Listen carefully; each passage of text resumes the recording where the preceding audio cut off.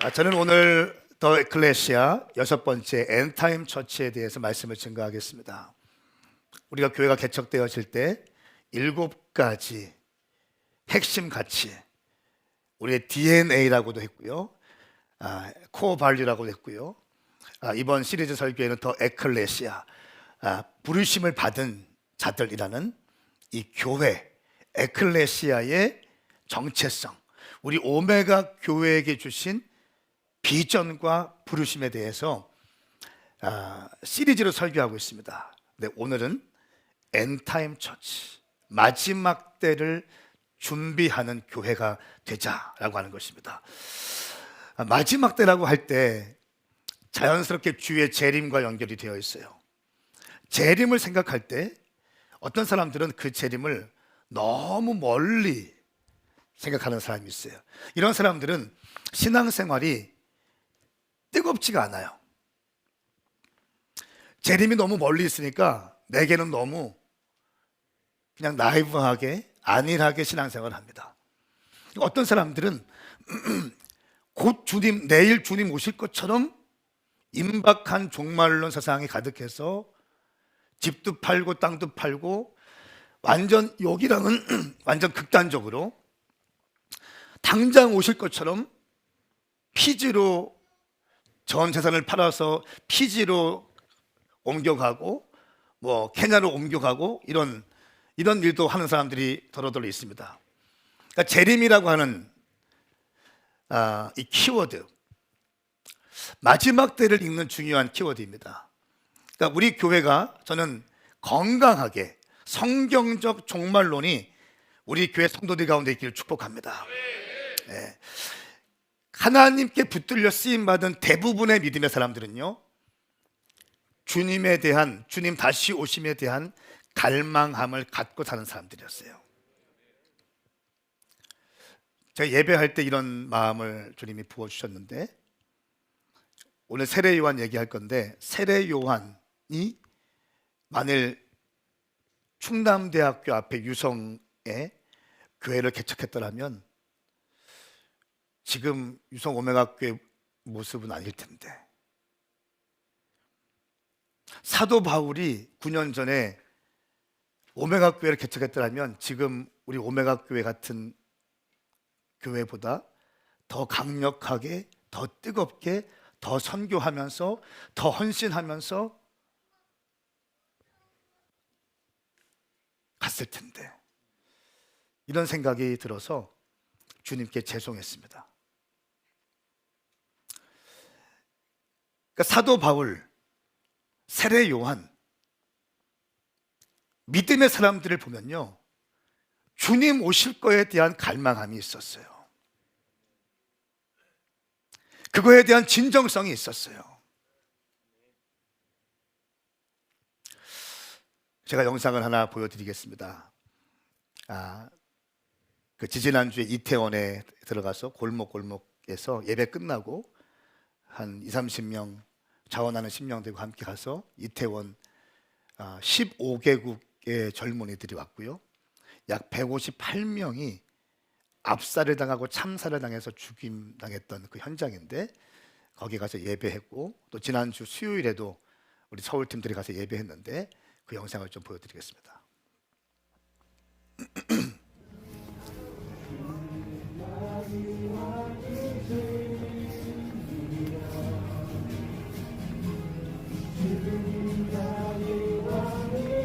뉴스 특보입니다. 서울 이태원동에서 할로윈 대회를 앞두고 인파가 몰리면서 압사로 추정되는 사고가 일어났습니다. 조금 전 11시 30분쯤 해밀턴 호텔 인근에서 수십 명이 심폐소생술을 받고 있는 것으로 전해졌는데요.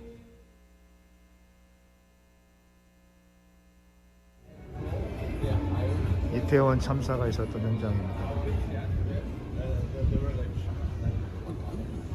많은 젊은이들이 이곳에서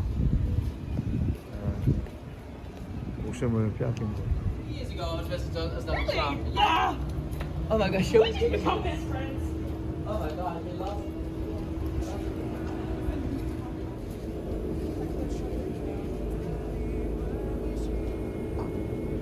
주님, 한국에 와서 죽임을 당한 외국인들도 있습니다. 이 좁은 골목에서 150여 명의 해남들이, 젊은이들이 죽임을 당한 것입니다.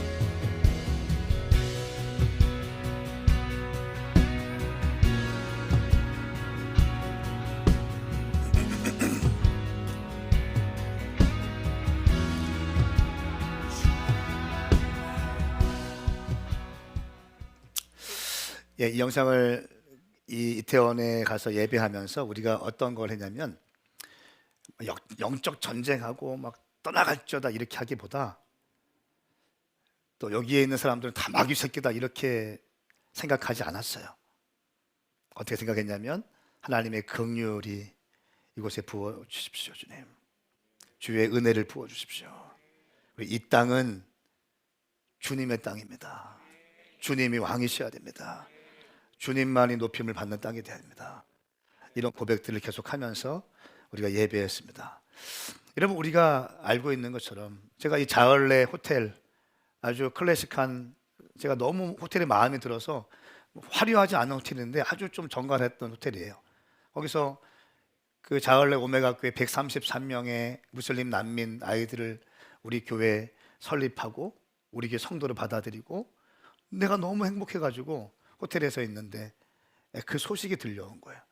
이태원에서 말이 안 되는 일인데 젊은이들이 압살을 당해서 죽었다는 거예요. 이게 공상 과학 영화나 이런 데서 볼 법한 영상 소식들이 막 들려오는 거예요. 여러분, 지금은 좀 여러분들이 깨어나셔야 돼요. 깨어나셔야 돼요. 지금은 마지막 때입니다. 지금은 봄절기가 아니에요. 예수님의 초림을 언급하는 봄절기가 아니라 지금은 가을절기입니다. 지금은 제가 믿기로는 장막절 그 시즌에 있어요. 말세 지말입니다. 마지막 때 중에 마지막 때예요. 기근과 전쟁 이런 소식들이 너무나 강력하게 밀려들어오고 있어요. 마지막 때의 특징과 현상에 대해서 디모데 후서 3장과 마태복음 24장 말씀은 분명히 경고를 하고 있습니다. 이 몇 가지의 특징이 있는데, 한마디로 말하면 세속화라고 하는 것에 딱 결집이 됩니다. 세속화되고, 세속화 안에 이기주의가 있고요, 물질주의가 있고 쾌락주의가 있습니다. 이 물질주의와 이기주의와 쾌락주의의 모든 것이 빼앗겨가는 거예요. 우리 디모데후서 3장 1절부터 5절까지의 말씀을 함께 좀 읽어보겠습니다.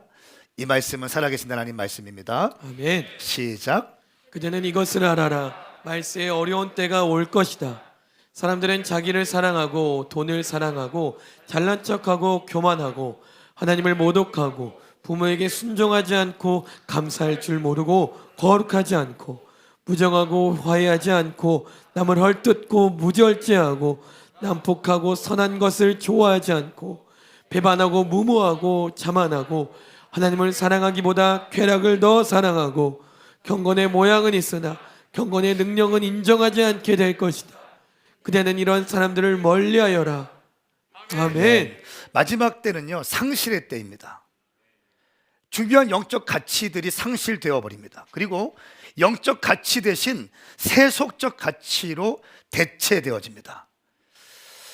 이것은 교회 안에서도 별반 다른 것이 없다고 봐요.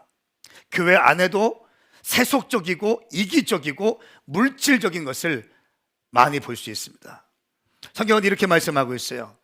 사람들은 자기를 사랑하고 돈을 사랑하고, 돈에 대한 이야기 나오면요, 믿음이 좋은 것처럼 보였다가도 가슴이 쪼그라들어요. 제가 그래서 어디 집회 가든지 저는 항상 11조 얘기를 반드시 언급해요. 제가 어디 집회를 갈 때마다 마지막에 건드리는 게 뭐냐면 11조에 대한 얘기예요. 이거 통과되지 못하면 믿음의 돌파가 없습니다. 계속 다람쥐 쳇바퀴 도는 거기 때문에 그래요. 청년 집회든 장년 집회든 재정에 대한 이슈를 던져버려요. 그냥 던져서 스트러글링하게 만들고 씨름하게 만들어요. 그리고 이렇게 봐요. 이렇게 보는데 어떤 사람들은 브레이크다운 돼. 나 돈 얘기 또 하고 있어. 이렇게. 어떤 사람들은 던지는데 받아내기 시작해요. 받아내면서 믿음이 확장되는 것을 봐요. 여러분, 마지막 때의 특징 가운데 뭡니까? 자기를 사랑하고 돈을 사랑한다는 거예요. 잘난 척하고 교만하고 하나님을 모독하고 부모에게 순종하지 않고 감사가 없고 입술에 감사가 식어지기, 뭐든지 불평이고 불만인 거예요. 저희가 2022년도에 저희 교회에 베풀어 주신 은혜들을 저희가 딱 봤어요.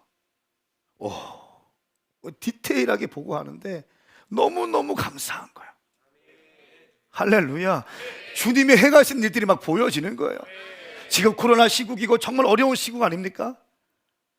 150몇 명의 리더들이 모여서 함께 재정 결산을 보고 예산을 수립하고 했는데 얼마나 큰 은혜가 있는지요. 이 짧은 시간 동안에 또 무슬림 지역에 가서 교회를 개척하고 개척되어진 교회들마다 또 부흥이 되어지고 너무너무 감사. 새벽 이스 같은 청년들이 헌신자로 세워지고 2024년도에는 몽골과 인도 땅에 선교사 파송할 사람들이 준비되어져서 할렐루야. 여러분, 선교 단체에 가도 20대 30대 선교사들이 찾아보기 힘듭니다. 한 선교 단체, 큰 단체들 가도 20대 30대 선교 훈련생들을 찾아보기 힘들어요. 씨가 말랐습니다. 한 로컬 처치에서 이런 선교적 자원들이 세워지게 되고 선교를 섬긴다는 것은 하나님의 페이버인 줄 믿습니다. 우리 교회 가운데 주님이 베푸실 은혜가 너무 큰 거예요. 할렐루야. 근데 감사가 없으면 안 되는 거예요.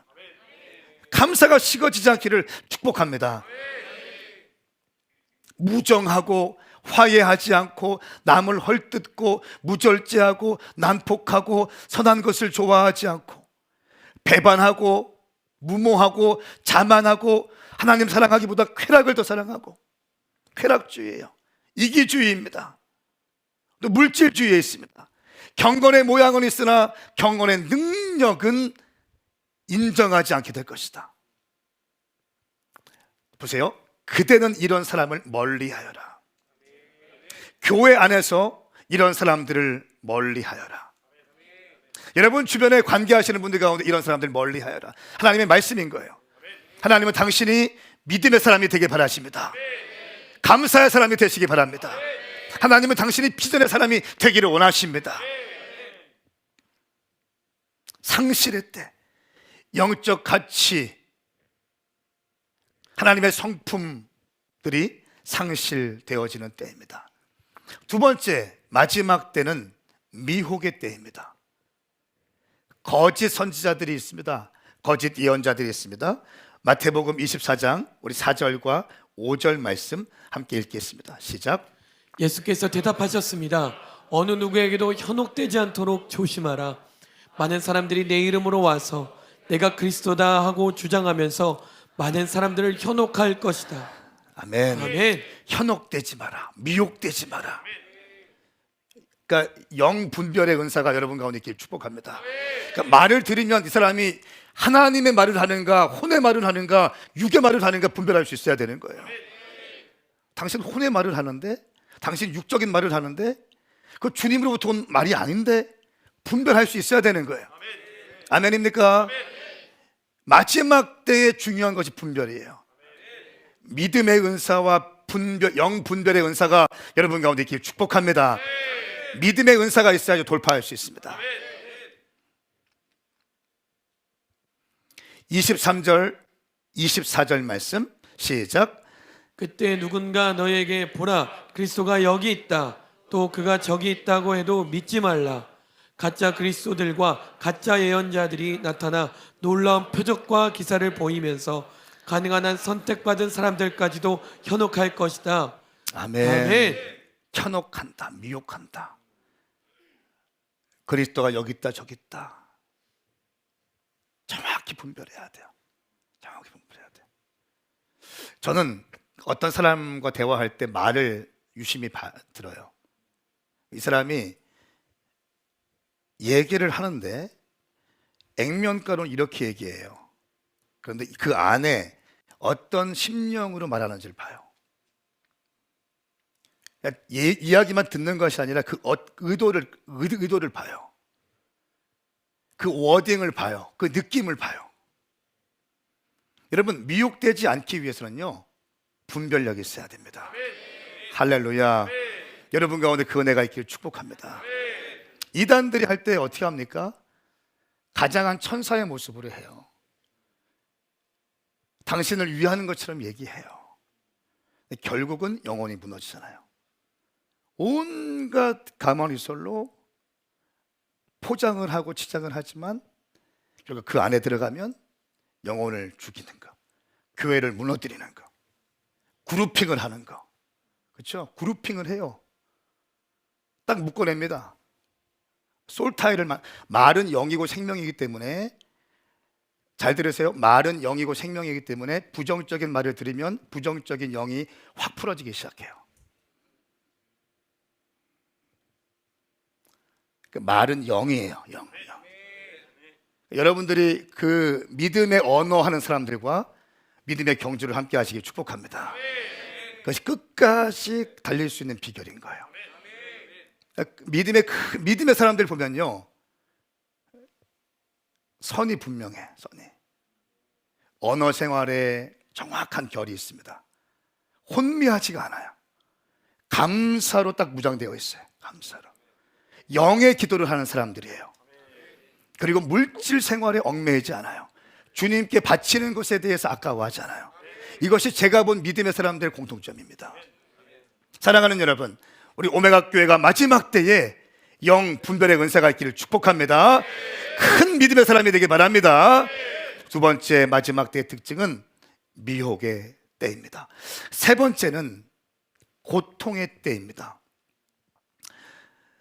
마태복음 24장 6절부터 10절까지의 말씀 함께 하겠습니다. 시작. 너희가 전쟁의 소식과 소문을 듣게 될 것이다.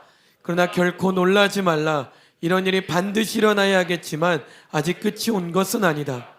민족과 민족이 서로 대항에 일어나고 나라와 나라가 서로 대항에 일어날 것이다.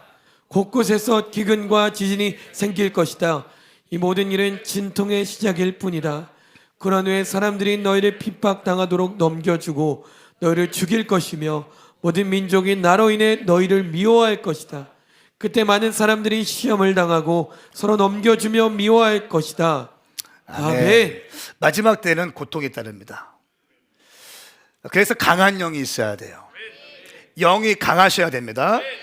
고통을 뚫어낼 수 있는, 고통을 감수하고 갈 수 있는 강한 영이 있어야 마지막 때를 돌파할 수 있습니다. 이 모든 일은 진통의 시작일 뿐이다. 그런 후에 사람들이 너희를 핍박당하도록 넘겨주고 너희를 죽일 것이며 모든 민족이 나로 인해 너희를 미워할 것이다. 예수님으로 인해서 너희를 미워할 것이다. 예수님을 잘 섬기는 자들을 미워하고 핍박할 뿐 아니라 고통스럽게 할 것이다. 그러니까 마지막 때 교회는요, 오메가 처치, 오메가 교회는 초대교회, 알파교회와 연결되어 있어요. 초대교회 믿음의 선배들이 어떻게 했습니까? 로마군의 핍박에 의해서 엄청난 고문도 당하고 엄청 어려운 시간들을, 환난을 통과했습니다.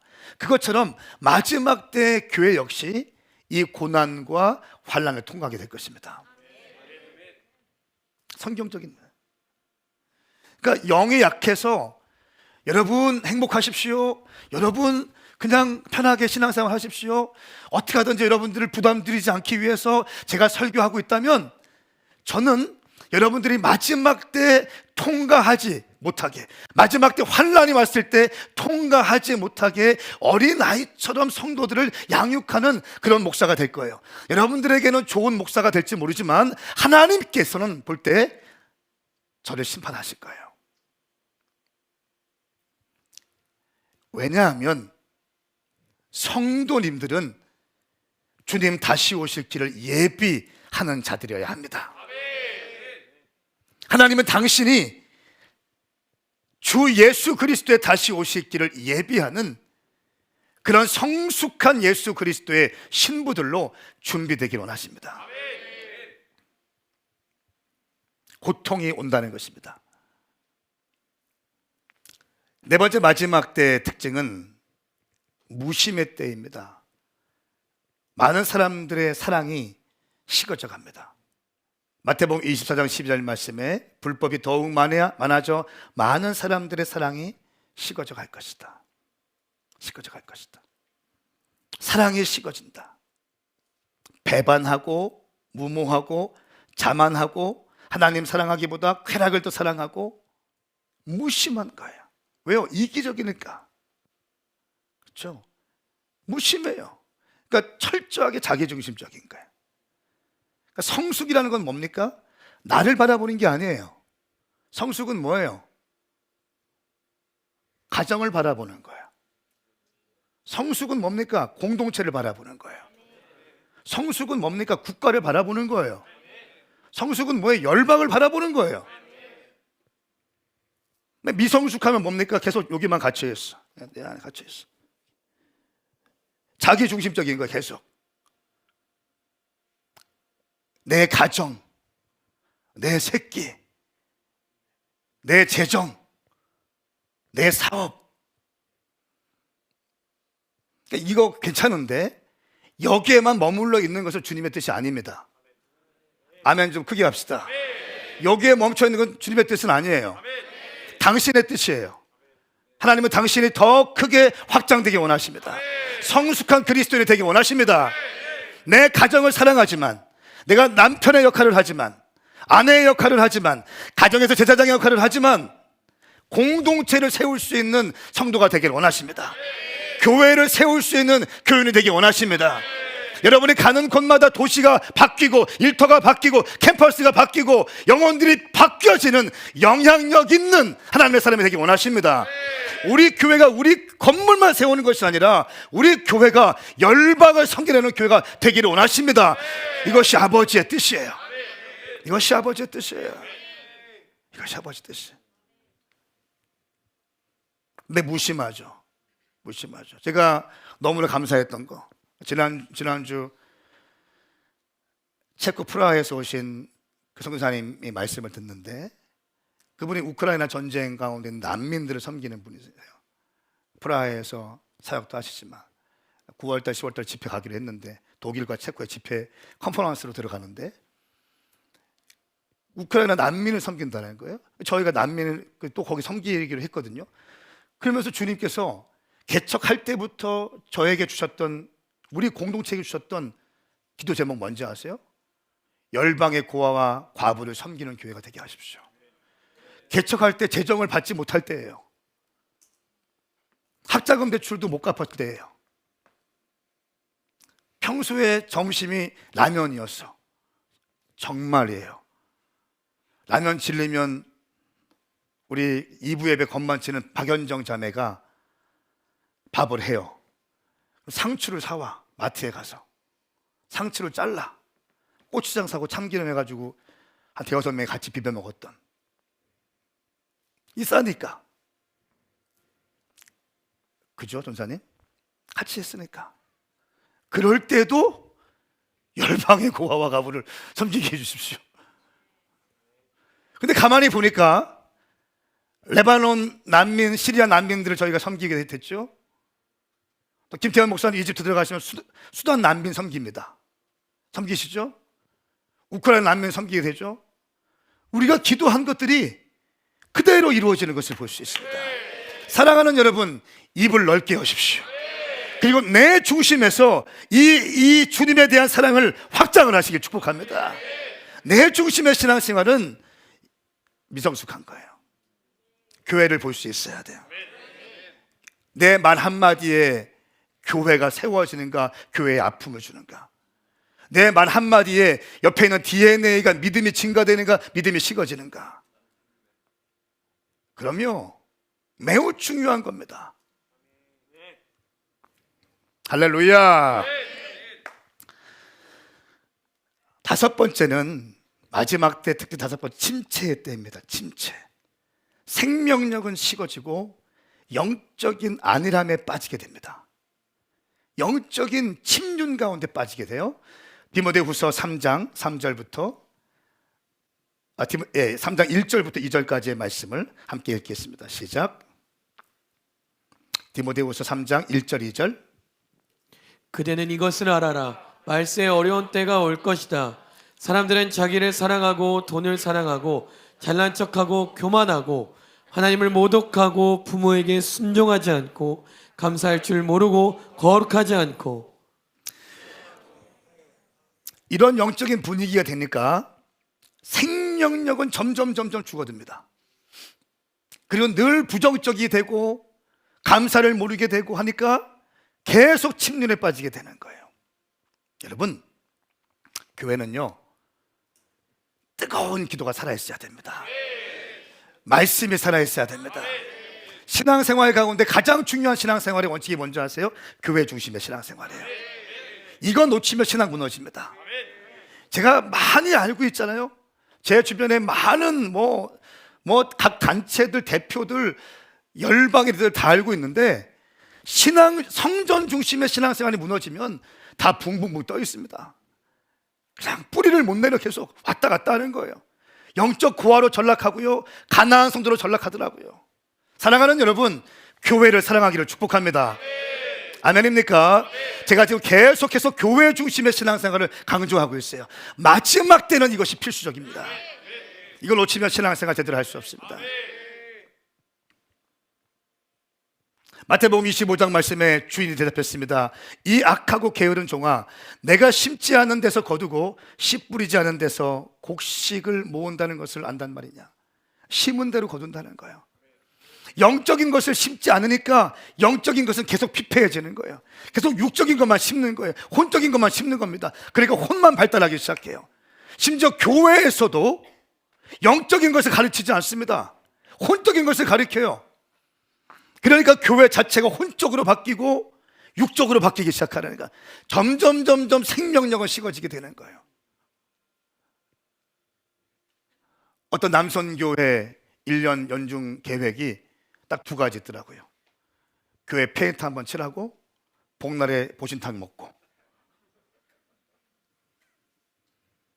철저히 자기중심적인 거.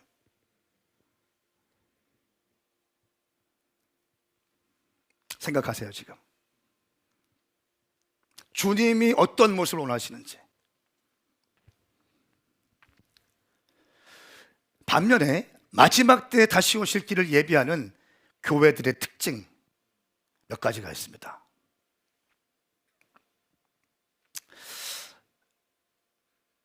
아가서 6장 4절 말씀. 여러분, 이 아가서는요, 이 아가서 6장 4절 말씀을 보시면, 사랑은 죽음보다 강하다, 아가서를 25일 동안 나눠서 읽을 수 있는 그런 책이 있습니다. 그 책을 썼는데, 제가 그 책을 코로나 때, 저희 교회 코로나 때 완전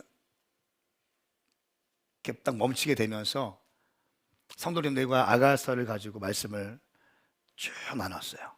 근데 그때 엄청난 은혜가 있었어요. 근데 제 가운데 교회에 대한 새로운 계시를 받은 게 뭐냐면 아가서 6장 말씀이었어요. 그때 말씀을 보니까 6장 4절 말씀, 지난주에도 언급했지만 다시 한번 합니다. 6장 4절 말씀에 그대는 디레사처럼 아름답고 예루살렘처럼 사랑스럽습니다. 깃발을 높이든 군대처럼 위엄이 있습니다. 그러니까 이 아가서는 술람미 여인과 솔로몬의 러브스토리를 그린 거잖아요.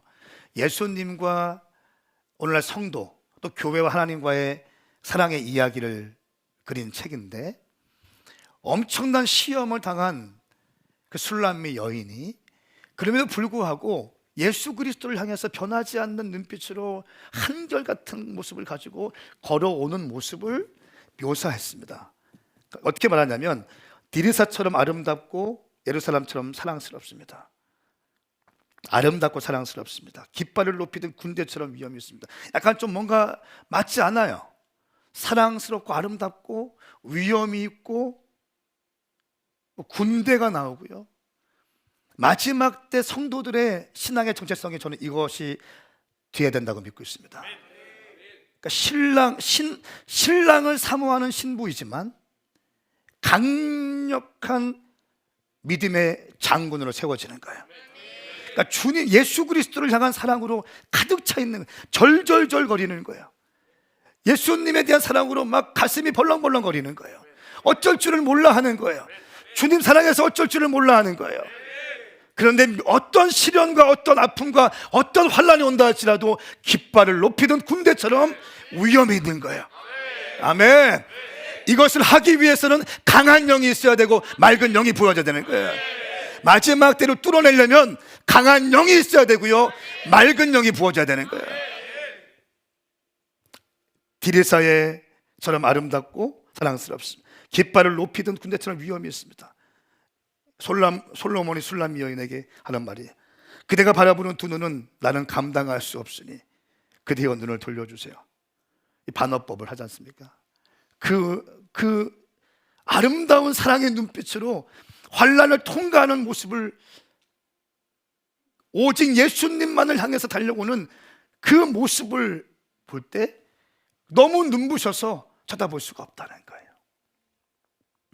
당신의 머리칼은 길르앗산에서 내려오는 염소떼와 같습니다. 머리칼은 헌신을 의미하고요, 염소떼, 길르앗에서 내려온 염소떼는 질서 정연하게 내려오는 것을 의미합니다. 헌신을 하는데 중구난방으로 자기 마음대로 헌신하는 것이 아니라 권위 질서 안에서 헌신하는 모습을, 내 혼자만의 열정이 아니에요. 권위 질서 안에서 헌신을 하는 거예요. 6절 말씀에 당신의 이는 목욕하고 나와 금방 털을 깎은 암양떼와 같습니다. 이는 성경에서 음식물을 씹어 먹는 거지 않습니까? 말씀을 소화하는 능력이에요. 어떠한 말씀을 던져도 받아내기 시작하는 거예요. 하나님의 말씀이라고 한다면 어떠한 말씀이라도 받아낼 수 있는 능력이 당신에게 있습니다. 이 능력이 당신을 강하게 했습니다. 할렐루야. 7절 말씀에 베일 넘어 당신의 뺨은 쪼개놓은 석류 한쪽 같군요. 뺨은 성경에서 감정과 정서, 이 마음을 의미하는데 당신의 뺨, 석류 한쪽 같군요. 벌겋게 붉게 물든 석류, 예수 그리스도를 너무너무 사랑하는 마음, 예수 그리스도밖에 보이지 않는 예수님과 입맞춤의 그 경험을 가지고 그 고난을 통과하고 아픔을 통과했던 그 술람미 여인이 지니고 있던 예수 그리스도를 향한 진실된 사랑.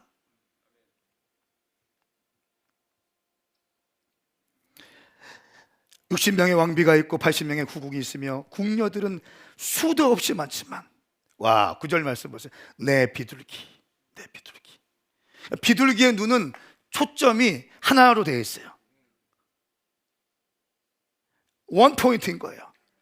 비둘기 짝이 있다가 비둘기 짝이 죽으면 다시 결혼하지 않고 이 비둘기는요, 그냥 이 한 번 짝을 맺고 이 상대방이 죽으면 그냥 평생 동안 혼자 산대요. 그러니까 성경은 이렇게 표현하고 있어요. 내 비둘기, 온전한 내 사람은 하나뿐입니다. 어머니의 외동딸이며 그녀를 낳은 어머니가 가장 귀히 여기는 딸. 어머니는 여기서 교회를 의미합니다.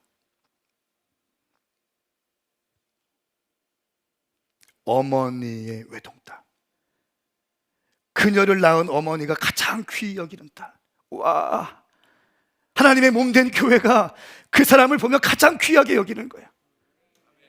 가장 귀하게 여기는, 가장 귀하게. 박영순 집사님 하면 교회가, 오, 박영순 가장 귀하게, 오, 자광철 가장, 어쩜 이럴 수 있지? 아니, 이 사람 어쩜 이럴 수 있지?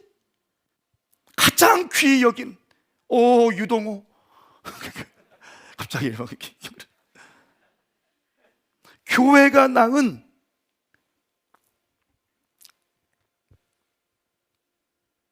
가장 사랑하는 내 비둘기 온전한 내 사랑은 하나뿐입니다. 어머니의 외동딸이며 그녀를 낳은 어머니가 가장 귀히 여기는 딸, 젊은 여인들이 그녀를 보고 복이 있다 말하고 왕비들과 후궁들도 그녀를 칭찬합니다. 수많은 여인들이, 수많은 젊은 세대들이 그 사람을 볼 때 칭찬하고, 와, 저분은 진짜 믿음의 어머니구나, 저분은 진짜 청동성벽이구나, 저분은 진짜 교회를 사랑하구나, 저분은 진짜 예수님을 사랑하는 분이구나, 모두가 얘기할 수 있는. 할렐루야, 할렐루야. 8절 말씀 보세요. 60명의 왕비가 있고 80명의 후궁이 있으며 궁녀들은 수도 없이 많지만, 와, 수없이 많은 사람들이 일을 하고 수없이 많은 사람들이 사역을 하고 수없이 많은 사람들이 수종을 들고 있지만, 오직 솔로몬에게 가슴 뛰게 하는 사람은 솔로몬의 그 아름다움을 발견한 술람미 여인 한 명이라는 거예요. 교회가 가장 사랑합니다.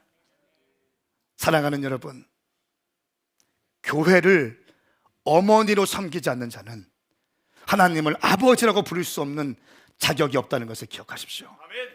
신앙생활은 내 마음대로 하는 게 아니에요. 교회에 결속되어서 권위 질서 안에서 하는 것입니다. 저는 우리 오메가 교회 가운데 이 비전과 이 분명한 영적 질서가 확립되기를 예수의 이름으로 선포합니다.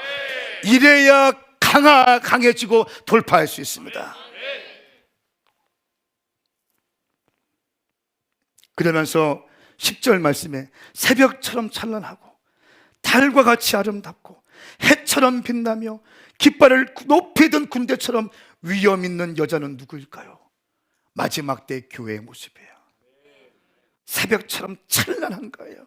영이 맑은 겁니다. 분명한 겁니다. 비전이 분명한 겁니다. 혼미하지 않은 거예요. 달과 같이 아름답다. 달은 직접 빛을 뽑아낼 수 없습니다. 태양에서 비추어지는 것을 반사할 뿐입니다. 그렇죠? 하나님의 말씀으로 받아서 삶의 자리 가운데 하나님의 아름다움을 풀어낼 수 있는, 깃발을 높이 든 군대처럼 위엄 있는 여자, 해와 같이 빛나며 맑은 영이 있고 주의 말씀에 대한 사모함이 있고 분명한 비전과 권위 질서 안에 있으면서 정확하게 믿음의 길을 뚜벅뚜벅 걸어가는 것, 이것이 마지막 때 성도들의 모습이 될 줄 믿습니다. 할렐루야. 저는 이 아가서 말씀을 묵상할 때 가슴이 막 터질 것 같아요. 아가서가 뚫려야 돼요. 마지막 때를 여러분 이해하기 위해서는 아가서가 뚫려야 됩니다. 교회론도 나와 있고요, 엔타임도 나와 있고요, 다윗의 장막도 다 나와 있고, 다 나와 있어요. 그러면 마지막 때 어떤 교회의 특징, 마지막 때 주의 길을 예비하는 특징, 교회의 특징들 몇 가지 말씀드리고 기도했으면 좋겠습니다. 첫 번째는 시세를 분별하여 영적으로 깨어 있습니다. 마지막 때 교회, 주의 길을 예비하는 것이, 여러분 보세요, 저 보세요.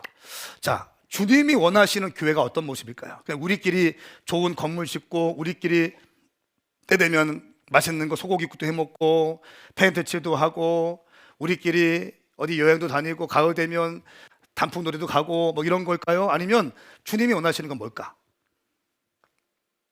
선교도 하고 구제도 하고 믿지 않는 자에게 복음을 증거하고 믿는 자는 제자화하고 여름에 또 사역도 하고 교회 개척하고 난민 사역도 섬기고, 이런 모습을 원하실까요? 주님이 원하시는 건 뭡니까? 100% 후자입니다. 아멘. 그럼 우리는 이렇게 가야 되는 거예요. 이렇게 가야 돼. 많은 분들이 저에게 어떻게 이 많은 사역을 감당하냐요. 저는 너무 죄송스러워. 주님 앞에 이거밖에 못해서 어떻게 9년 동안 이렇게 많은 사역들을 했고 교회를 개척했고 부흥시켰니? 아니요, 저는 죄송해요. 주님 앞에 이것밖에 못해서. 한 번뿐인 내게 내 인생 한 번 주셨는데 9년 전에 바울 같은 사람이 교회를 개척했으면 이런 모습은 아닐 텐데, 9년 전에 스테반 같은 사람들이 교회 개척했으면 이런 모습이 아닐 텐데, 나 같은 사람이 교회 개척해가지고 그냥 이 모습인 거잖아요. 얼마나 송구스러운지 모릅니다.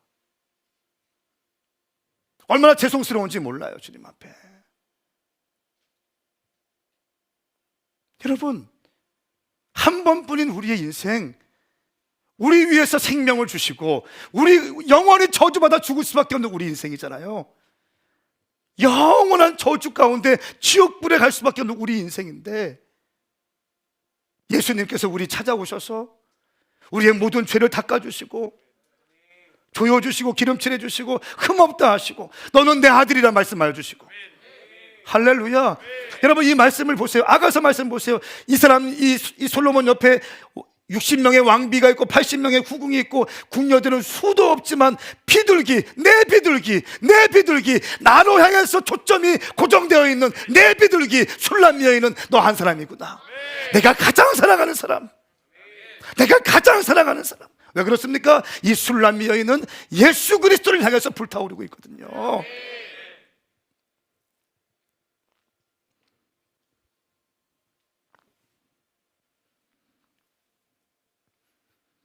시대를 분별하시기 바랍니다. 때를 알고 이스라엘이 할 일을 알았던 이사갈 사람들 가운데 우두머리 200명, 이사갈 지파, 시세를 분별할 수 있는 영의 길을 축복합니다. 무화과 나무의 교훈을 배우라. 그 가지가 연해지고 잎이 돋으면 여름이 가까이 왔음을 알게 될 것이다. 가지가 연해지고 잎이 돋으면 여름이 온 것을 알 수 있죠. 바람이 차고 눈이 내리면 겨울이 온 것을 알 수 있죠. 여러 가지 징조들, 마지막 때 징조들이 곳곳에서 보이고 있습니다. 마지막 때라는 거예요. 그럼 알라는 거예요. 그럼 뭡니까? 깨어나라는 겁니다. 여러분, 코로나 바이러스를 그냥 생각하십니까? 저는 그냥 해석 안 돼요. 로고스라고 하는 그 어원을 보면요, 하나님의 말씀이기도 하지만 사건이라는 의미도 있습니다. 하나님은 사건을 통해서 말씀하세요. 말씀하시는 거예요. 이태원 참사, 저는 그냥 보지 않아요. 전 그냥 해석이 안 되더라고요. 깨어나셔야 돼요. 두 번째, 마지막 때를 준비하는, 주의 길을 예비하는 교회는요, 거룩한 세마포 옷을 준비하는 교회입니다. 영이 분별되어 있어요. 그리고 성도들에게 옳은 행실의 삶을 가리킵니다. 요한계시록 19장 7절 8절 말씀 우리 함께 읽겠습니다. 시작. 기뻐하고 즐거워하며 하나님께 영광을 돌리자. 이는 어린 양의 결혼식이 이르렀고 그의 신부가 혼인 준비를 갖추었으며 그녀는 밝고 깨끗한 고운 산배를 입을 것을 허락받았기 때문이다. 이 고운 산배는 성도들의 의로운 행실들이다. 아멘. 아멘. 혼인잔치가 준비가 지금 되어가고 있습니다. 성도들에게 뭐가 있다고요? 거룩한 깨끗한 고운 산배를 입혔다. 이건 뭡니까? 성도들의 옳은 행실이라는 거예요. 제가 정말 강조 많이 하는 게 삶에서의 크리스찬입니다. 그러니까 교회 안에서만 있는 걸로 저는 속지 않을 거예요. 여러분들이 교회 안에서 아무리 부리짖고 아무리 한다 할지라도 저는 속고 싶은 생각이 없습니다. 당신의 삶의 자리에서 빛과 소금의 역할을 감당하시라는 거예요. 이것이 메시지예요. 마지막 때를 준비하는 교회는 그냥 교회만 모여서 주구장창 기도만 하는 거, 그런 거 아닙니다. 삶의 자리에서 빛과 소금의 역할을 감당하는 거예요. 왕 같은 제사장의 역할을 감당하는 것입니다. 할렐루야. 우리 교회가 그런 교회 되길 바랍니다. 세 번째 마지막 때를 준비하는 교회, 모이기에 힘쓰며 사명 감당하는 교회입니다. 히브리서 10장 25절 말씀에 어떤 사람들의 습관과 같이 스스로 모이는 일을 소홀히 하지 말고 오히려 서로 권합시다. 또한 그날이 다가오는 것을 볼수록 더욱 그렇게 합시다. 어떤 사람들의 습관, 믿음 없는 사람들의 습관, 혼적인 사람들의 습관같이 예수 믿지 말고 스스로 모이는 것을 소홀히 여기지 말고 함께 모여서 기도하고 예배하는 것을 권면합시다. 마지막 때 깨어있는 교회, 마지막 때 살아있는 성도들은 예배 중심의 삶인 줄 믿습니다. 교회 중심의 삶이라는 거예요. 뭐가 어떻다더라도 교회 중심인 거예요. 교회 중심인 거예요. 필립 얀시의 책 기억나십니까? 교회, 나의 고민, 나의 아픔. 교회가 이런저런 아픔을 내게 줬다 할지라도 결코 포기할 수 없는 하나님의 몸된 교회라는 거예요. 교회예요. 그런 것 같아요.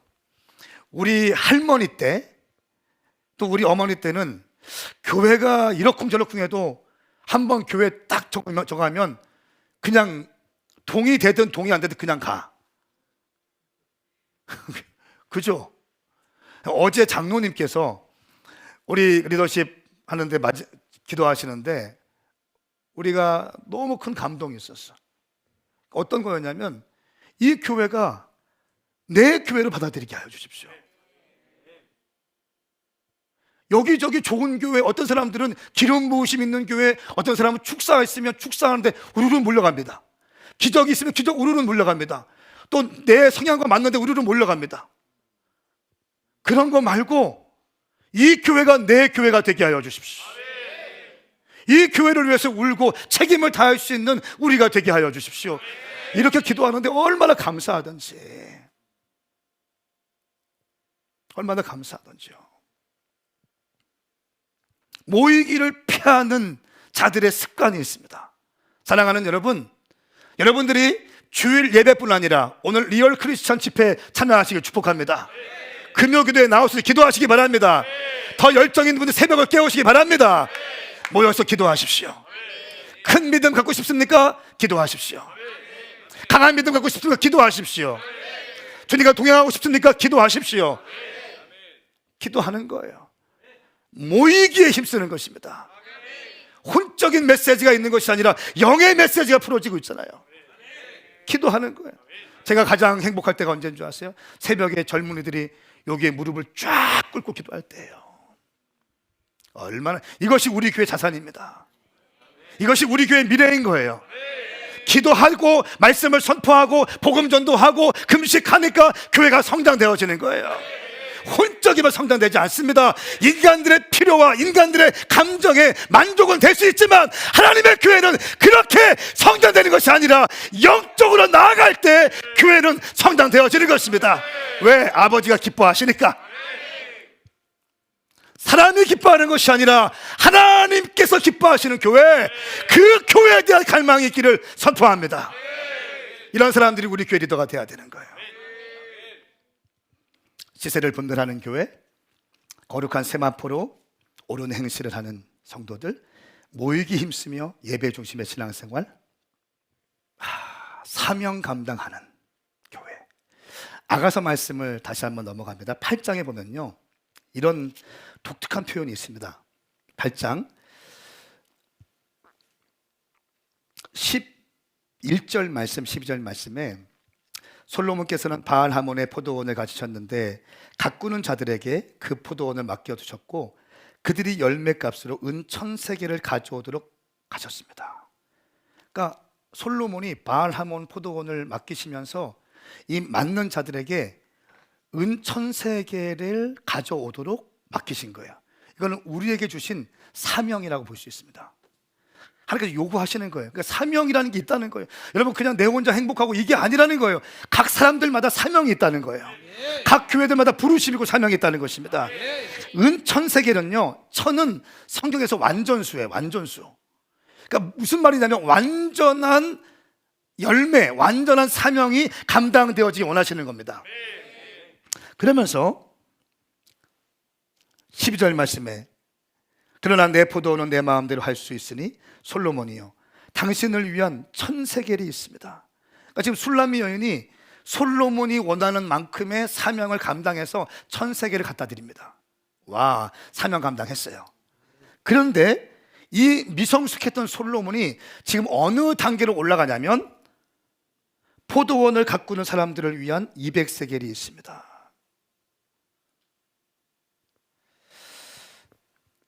여러분, 이 부분을 우리가 해석할 때 이 술람미 여인은 하나님이 내게 맡겨주신 사명을 감당할 뿐 아니라 동역자들, 이 사명 감당을 내 혼자 했다고 여기지 않는 거예요. 나와 함께한 동역자들에게 몫을 돌리는 거예요. 은 200세겔을 드립니다. 내 혼자 감당했다고 혼자 자랑하지 않아요. 동역자들을 존중하고 동역자들과 함께 만들어낸 작품이라는 것에 대한 가치가 있습니다. 여러분, 꽃은 혼자 피지 않습니다. 혼자 피지 않습니다. 함께 공기가 부어지고 토양이 있고 물이 있고 적정한 온도가 있을 때 꽃이 피는 거예요. 우리 교회 가운데 아름다운 믿음의 꽃들이 피어나기를 축복합니다. 네 번째, 마지막 때를 준비하는 교회의 특징은 군화를 신은 신부가 되어서 신랑 대신 예수님의 재림을 갈망하는 교회입니다. 아까 말씀드린 것처럼 신부의 영성이 있지만 군대의 영성이 있어요. 여기서 분리되는 게 아니에요. 보세요. 주님을 너무너무 사랑하면 어둠의 영들에 대해서 그냥 지나칠 수 없어요. 그렇죠? 주님을 너무너무 사랑하면 주님을 위해서 무엇인가 해드리고 싶어. 예, 그렇지 않아요? 내가 주님을 너무 사랑해봐. 내가 주님을, 권사님이 주님을 너무너무 사랑해. 너무너무 사랑하면 어떻게 해요? 그 주님을 위해서 뭔가 해드리고 싶은 거예요. 예. 신부의 영성과 군대의 영성은 같이 갑니다. 주님 한 분만을 바라보는. 이런저런 소리가 들릴 거예요. 바람이 불 겁니다. 비바람이 불 거예요. 오해도 있을 거예요. 모함도 있을 겁니다. 이런대로 군불 떼면서 막 이런 말이 다 들릴 겁니다. 다 들려요. 이게 인간 사는 세계예요. 그런데 주님만 바라보는 거예요. 그 믿음이 여러분 가운데 있기를 축복합니다. 불신은 어둠의 영들이 당신의 영혼을 파괴하기 위해서 만들어 놓은 가장 좋은 전략입니다. 불신, 교회를 향한 불신, 주의 종을 향한 불신은요, 그 영혼을 파괴하기 위해서 어둠의 영들이 심어 놓은 가장 큰 전략이에요. 한번 불신 돼보세요. 안 들어옵니다. 하나님이 베풀어 주신 그 은혜들이 어마어마하게 있는데도 안 들어옵니다. 그래서 말이 중요한 거예요. 대부분 어둠의 영들은 거짓의 아비이기 때문에 거짓 말로 불신을 만들어내요. 그리고 영을 파괴합니다. 공동체를 무너뜨리는 거예요. 하나님의 교회가 세워지지 못하도록. 그렇기 때문에 권위 질서를 강조하는 교회에 대해서 세상 사람들이 볼 때 색안경을 끼고 보는 거예요. 하나님의 교회는 철저한 권위 질서 위에 세워집니다. 하나님이 사역하시는 방식이에요. 권위 질서 안에서 블레싱을 받으며 모든 성도들이 강력한 군대가 되어서 원 스피릿으로 나아가기 원하시는 거예요. 근데 어둠의 영들은 그것을 방해하죠. 말을 만들어내고 불신을 심어넣습니다. 거짓을 심어넣습니다. 그룹핑을 하게 합니다. 믿음으로 확 일어나고 있는데 거기에 군부를 떼기 시작합니다. 불신을 심어넣는 거예요. 한 번에 꺾이기 시작하는 거예요. 이렇게 봐요. 이렇게 봐요. 전화하고 만나고 이런 거 안 해요. 그냥 이렇게 딱 봐. 기도해요. 강한 영이 부어지게 하십시오, 주님. 강한 영이 부어지게 하세요, 주님. 왜? 영적인 공동체이기 때문에.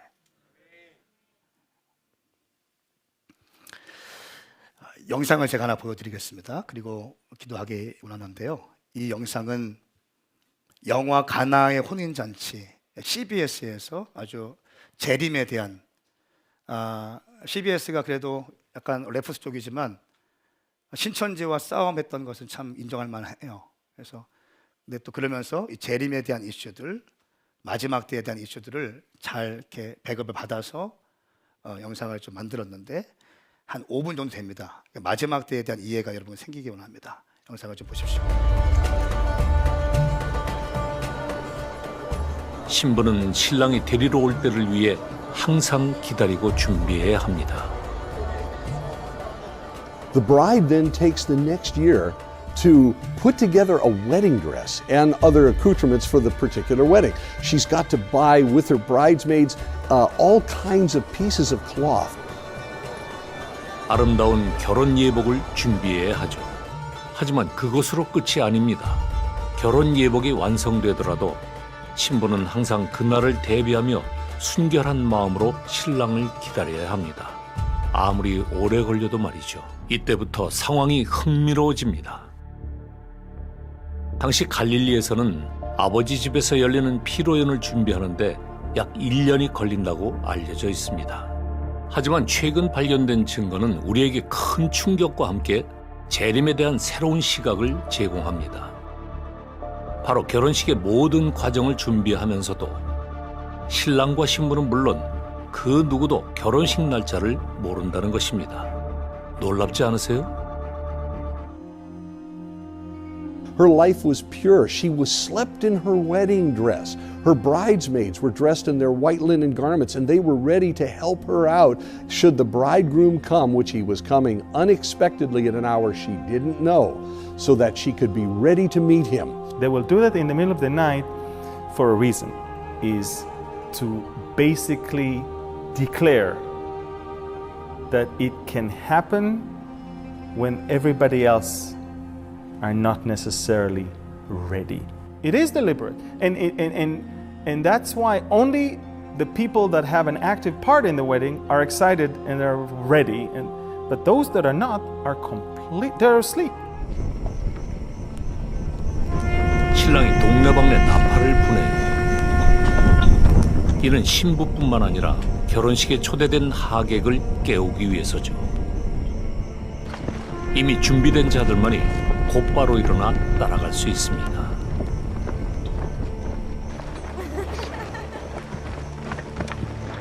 The bridegroom and his groomsmen now exit the house. They go out of the compound, begin to serpentine through the streets of the village until finally they come near the bride's house. And as the bride comes into view, what a shockingly beautiful scene it must be.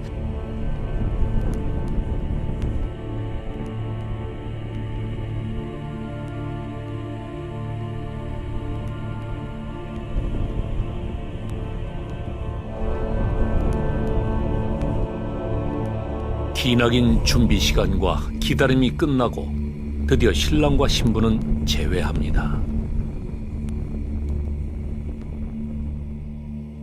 이제 영원히 하나가 되는 거죠.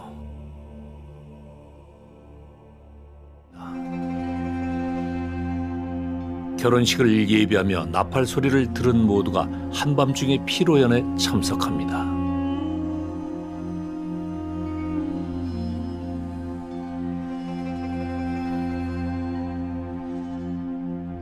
갈릴리의 혼인잔치 사건은 예수를 믿는 우리 모두에게도 일어납니다. 말세에 우리에게 일어날 사건이라고 말씀하십니다. 그날을 위해 준비함으로써 다시 오신 예수님과 함께 올라간 이들만이 성경에 기록된 이른바 어린 양의 혼인잔치에 참여하게 됩니다.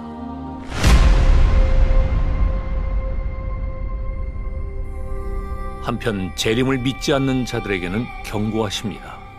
피로연의 초대를 거절한 많은 이들과 예수님과 영원히 갈라서는 길을 선택한 자들에겐 그의 심판이 있을 것이라고요.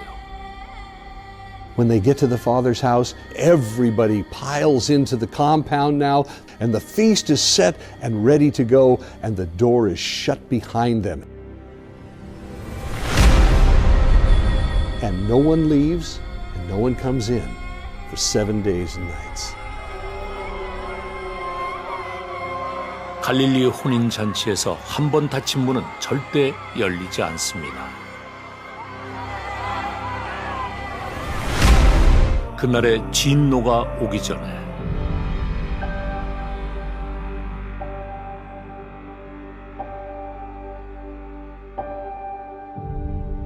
피로연이 시작되기 전에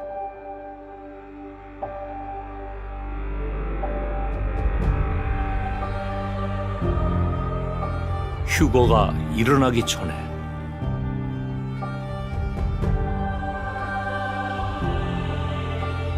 밤에 도둑이 오기 전에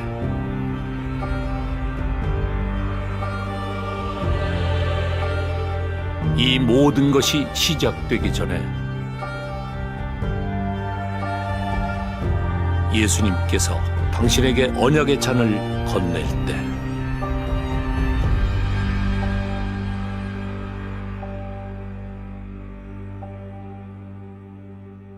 묻고 싶습니다.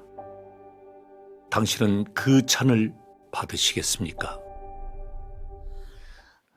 여러분, 이 짧은 비디오 클립을 보여드렸는데 어떤 마음이 드십니까? 우리의 신앙생활이 바른 길로 가고 있습니까? 많은 사람들은 저한테 또 저희 교회에게 얘기합니다. 너무 열심히 한다고. 저는 아까 말씀드렸지만 너무 죄송해요, 주님 앞에. 너무 죄송해요. 이것밖에 못 해드려서 죄송해요.